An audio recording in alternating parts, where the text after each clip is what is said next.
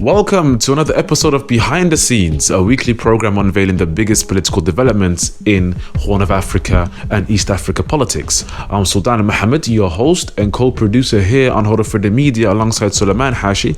On this week's program, the Ethiopian government has declared an end to the first phase of operations against the TPLF militia in occupied areas in the Amhara and Afar regions, with the liberation of numerous strategic towns. Now, what does this mean for now the year-long war in northern Ethiopia? Is this the end of the TPLF insurgency in the northern regions?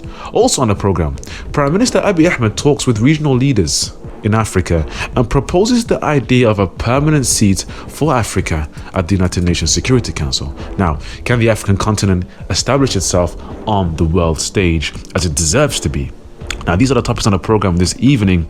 We hope you find this program very informative. Please like, share, and for similar content, do subscribe to Humanitarian Media. And also, do follow myself, Sultan Mohammed, my colleague Suleiman Hashi, and the Humanitarian Media team on our social media platforms, which will be displayed on the screen right now. Let's get straight into it. The federal government of Ethiopia declared an end to phase 1 of government operations in the northern regions of Amhara and Afar to liberate areas under TPLF occupation. The new phase in this long war came when the Prime Minister Abiy Ahmed, in a historic and heroic fashion, traveled to the front line of the war against the Tigray rebels and led units of the Ethiopian National Defense Forces in battles against the terrorist group TPLF. The TPLF militia had initial victories earlier in the year, which saw proponents of the group cascading and showcasing these victories across social media, across media outlets, pro-TPLF and media outlets, which demonstrated and attempted to paint an image of TPLF victory in Ethiopia and pretended, or shall I say, attempted to portray a victory for TPLF with Addis Ababa just around the corner. Now, ironically, those propaganda outlets clearly didn't accurately predict the future.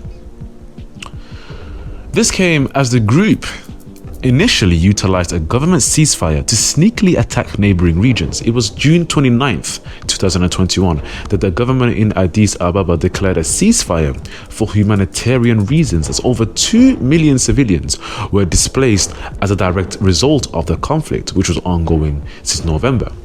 Instead of respecting this ceasefire for the sake of the people of the region, the TPLF rebels marched on, with the group spokesman Rege stating that TPLF would stop at nothing to liberate every square inch of the Tigray region. Ironically, the group not only overran the Tigray region, but went on to occupy neighboring regions in which they committed mass crimes, including massacres and gang rapes, according to both Ethiopian government to be exact, sources, and international human rights organizations, including Human Rights Watch and Amnesty International. As the Ethiopian government liberates more and more territories, we begin to see more and more evidence of TPLF atrocities that were completely sidelined and ignored previously by many Western outlets, to be honest. Within 4 days now of this incident happening, now, recently, Prime Minister Abiy Ahmed declared on social media and everywhere else on Ethiopian national television that he was heading to the front line to speak to Ethiopian national forces and to boost morale for the troops. And within 4 days of his arrival, we saw major strides made by the Ethiopian army. Now, for example, TPLF advancements in the Mille front in the Afar region was thwarted as the militia attempted to choke Addis Ababa by cutting off access to the main corridor connecting Addis Ababa to Djibouti city. And this was a major turning point in this war, because what the TPLF were attempted to essentially do was, now as everybody knows watching this program or are familiar with Ethiopia, is that Ethiopia is a landlocked country and it requires access to the coast to transport, of course, many of its required resources. Now, the main area or the main port that Ethiopia uses is the Djibouti city port. And what the TPLF attempted to do was to cut this access to then begin to choke out the Ethiopian government and the Ethiopian people in turn. Now, this was successfully prevented by the Ethiopian National Defense Forces. And what Behind the Scenes has done is we've curated a timeline for you guys to understand how the war has changed since December 1st, which was a crucial turning point. And it's only been 13 days and we can see the major victories achieved by the Ethiopian government. For example, on December 1st, we see there's numerous towns being liberated, maybe 6 to 7 towns to be exact, including the towns of Burqa, Chifra, Chiftu, Dire Ruqa, among other towns. In the same day, we saw in the Gashina front numerous towns, 4 to 5 towns being liberated there, including Gashina, Doba, and Arbit. And we also seen developments in the Wairilu front. Pardon me if I've mispronounced any of these names. They're obviously difficult to read when written in English format. So some of the towns liberated here include numerous towns, including Akesta. And we also saw on the Shoa front numerous towns being liberated. And this is a combination of roughly 20 towns being liberated upon the 1st of December. Moving on to the 3rd of December, we see a similar event occurring again. New developments in the Mahela Mida, Chefa, Robit, Harbuna, among other towns being liberated from the TPLF movement. December 4th, we see the Warilu front again, roughly 4 to 5 towns being liberated. And in the Kemise front, we see numerous towns being liberated, including Kemise itself, Iriki, Chereti, among other towns from TPLF terrorist group. On December 6th, we see Prime Minister Ahmed directly lead troops to liberate the towns of Bati, Gerba, Kerse, Degen, Desi, and Kombolcha, strategic towns connecting Amhara to the rest of Ethiopia. On December 7th, we see up to 12 TPLF senior ranking military personnel being taken out. A great number of TPLF fighters were also being apprehended, with many surrendering to the Ethiopian armed forces, according to the Ethiopian government. On December 8th, we see new developments in the Desi front, an area recently just liberated couple of days earlier, with the terrorist group TPLF being routed and cleared out of numerous towns, again, including Bistima and Basomile, among other towns. And we also see in the Tenta front about 3 to 4 towns being liberated there as well, including Mekdela and Gashmida. On December 11th, we see, once the Prime Minister returned to the front line after his meeting with the Security Council and Addis Ababa, he saw the mountainous towns of Arjo and Fokisa being liberated, among other towns. These are towns cutting straight through the main road between Waldia and Makella Highway. In the same front, we see other towns being liberated, including Sodoma, among other towns. And we see in the Wuchali front numerous towns being liberated there as well. And what this basically demonstrates is once viewers follow this timeline of events between December 1st and only December 11th, a rough sum of 10 days, we see over 50 towns being liberated by the Ethiopian Defense Forces. And what this demonstrates is that a tide is turning against the TPLF militia. And in terms of humanitarian consequences, the escalation of the TPLF militia into neighboring regions following government ceasefire resulted in over 1,133,476 people being displaced in the Amhara region alone. There was also over 100,000 people being displaced in the Afar region, and over 250,000 people being affected in some way or form by the TPLF offensives in the region.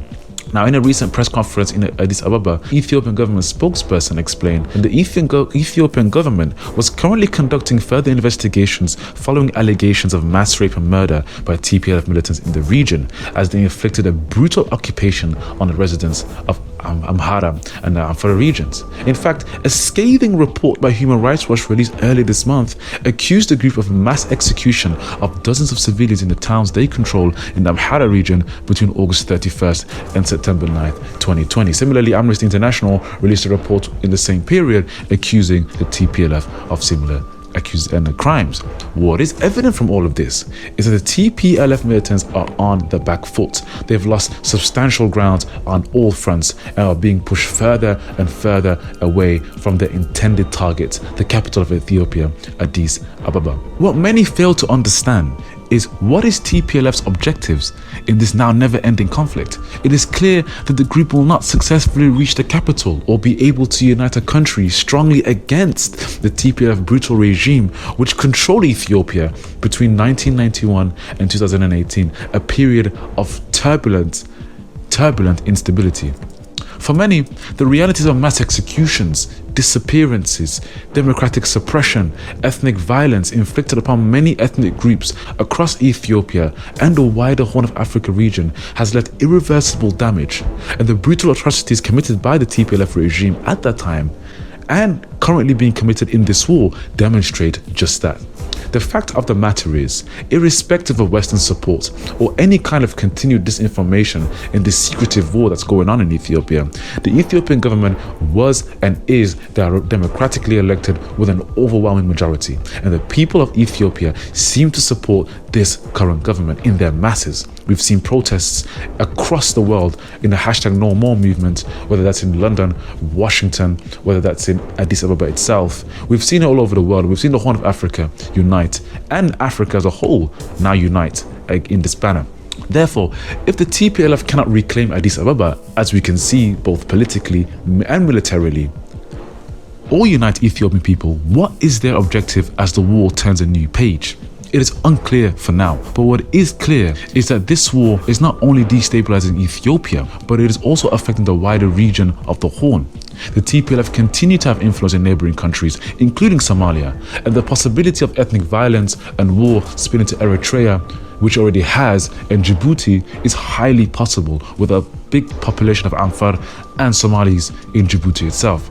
The end to this war is essential for any kind of peace being achieved in the Horn of Africa and any kind of prosperity being seen in those nations. For far too long, we've seen wars, whether it's in isolation for Eritrea, whether it's a war in Somalia, and now a war in Eritrea. And I think the people of the Horn are sick and tired of this war and any kind of war that is ongoing, that does not benefit any person in the Horn and only benefits international players, companies or actors that have some kind of strategic interest in a failed region.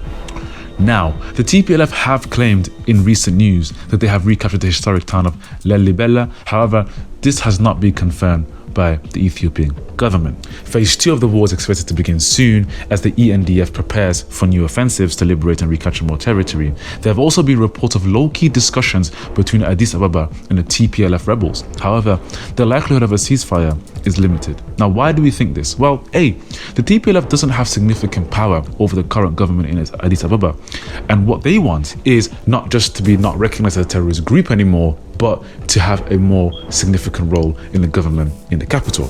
Conversely, the Ethiopian government has declared the group a terrorist organization, and it is highly unlikely that the Ethiopian government would even negotiate at such a high and respected level with the TPLF, let alone allow TPLF government in Addis. And C, no side is willing to concede and give the other even a slight chance of victory. We've seen the ruthless aggression that the TPLF have engaged with in this war. We've seen them ignore ceasefires. We've seen them engage in acts of brutality. And on the other side, we've seen the Ethiopian government completely unwilling, at least at this stage, following the failed ceasefire, to negotiate or to sit aside as some Western countries are pushing for. So the likelihood of either side to negotiate, regardless of who's right, whether it's the Ethiopian government or whether it's TPLF, irrespective of that, it's highly unlikely that two sides will ever sit down to try and concede one another. And lastly, the damage of the war is long lasting. The damages have not only cost Ethiopia millions, but it costs hundreds of thousands of lives, millions of lives to be honest, whether it's death, displacement, rape, whatever it is. Millions of Ethiopians have been directly affected by this war, and the likelihood of peace between the TPLF and other regions is very, very limited. So what are the possible outcomes as the war enters a new phase? It is difficult to tell. However, the ENDF seem to have a strong morale as the TPLF are being pushed on the back foot. Ethiopia is also receiving support from major powers such as the Chinese, the Russians, the Iranians, the Turks, and we've seen the Chinese foreign minister visit Addis Ababa just recently, just a couple of weeks ago. And this demonstrates the political support Ethiopia is gaining, despite political pressure being seen from Western countries, which we'll have a program on very soon on Behind the Scenes. And finally, how long can TPLF sustain a long-term war with the government? Because you have to remember, TPLF isn't a government. It doesn't have the resources that the Ethiopian government has. So can the TPLF sustain this long-term war, or will it eventually concede to a military defeat but begin a guerrilla war in the high mountains of northern Ethiopia? We'll wait to see how that could go. Now, swiftly moving on. Prime Minister Abiy Ahmed held significant talks with regional African leaders and proposed ideas of a permanent seat for Africa at the UN Security Council. Now, he spoke with leaders from the Greater Horn of Africa region, including Somalia, Eritrea, Djibouti, and South Sudan, to discuss the TPLF war and how the Ethiopian government is doing with that. But he also spoke to various other African leaders regarding the establishment of a permanent seat for Africa, including Senegal, Nigeria, among other countries. Now, factually, Africa currently makes up about 16% of the world population. Now, that is 1.3 billion people.